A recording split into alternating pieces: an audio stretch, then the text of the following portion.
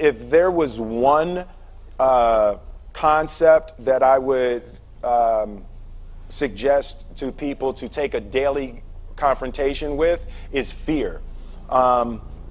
The problem with fear is that it lies, right? So fear tells you, hey, you know, if you say that to that girl, she's gonna know she has you, you know, and she'll never really be attracted to you if she knows how much you attracted to her. Don't say that. No, how we get her is when she walks by, ignore her. Right, it's a smooth, you know, it's like pop it on your shoulder. Fear tells you dumb like that, right? You know, so you know, for me, the daily confrontation with fear has become a real practice for me since about three years ago. I went skydiving in Dubai, right? And skydiving is a really interesting confront with fear, right?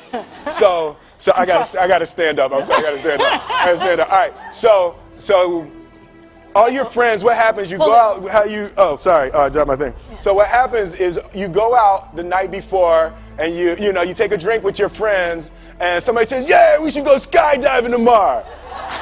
And you go, yeah, we'll go skydiving tomorrow. Yeah, yeah. And you go, yeah. And everybody goes, yeah. Right? And you go home by yourself. You're like,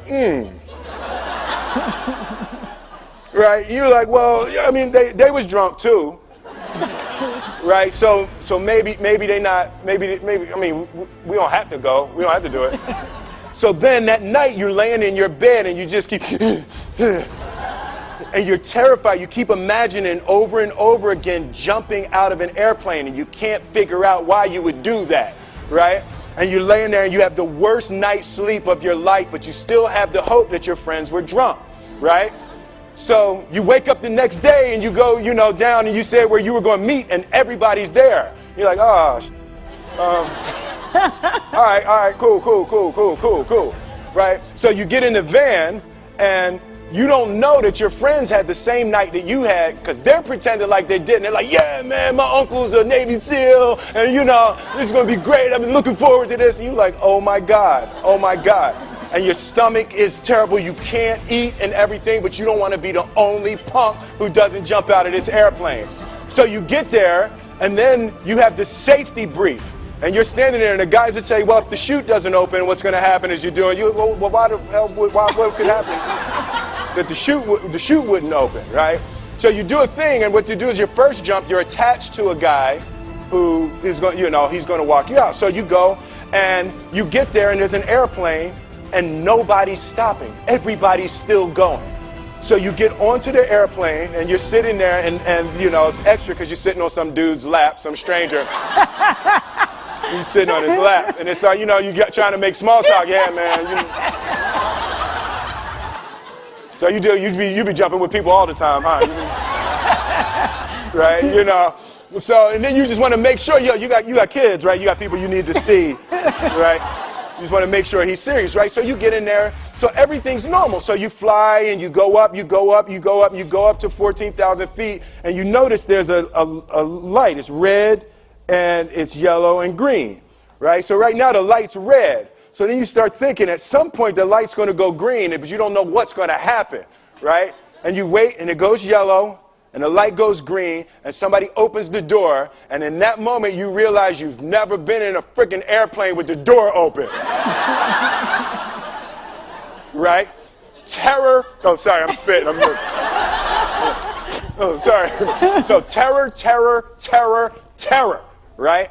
So you go, and then, you know, if you were smart, you sat in the back so you don't go first, right? And then people start going out of the airplane. And you go, and the guy walks you up to the end of the thing, and you're standing, and your toes are on the edge, and you're looking out down to death. And they say, on 3. And they say, 1, 2, and he pushes you on 2 because people grab on 3, right? Right? And you go, and you fall out of the airplane, and in 1 second, you realize that it's the most blissful experience of your life. You're flying, right? It doesn't feel like falling, right? It's like you actually are kind of held a little bit by the wind, and then you start falling, and there's zero fear. You realize that the point of maximum danger is the point of minimum fear. It's bliss. It's bliss, and you're flying,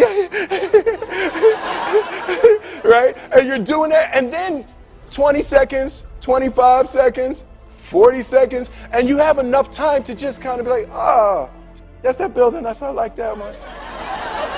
Oh, you can see the ocean, right? You start doing all of that, and the lesson for me was, why were you scared in your bed the night before? What do you need that fear for? Just don't go. Why are you scared in your bed 16 hours before you jump? Why are you scared in the car? Why could you not enjoy breakfast? What did you need that? The fear is fear of what? You're nowhere even near the airplane. Everything up to the stepping out, there's actually no reason to be scared. It only just ruins your day. You don't have to jump.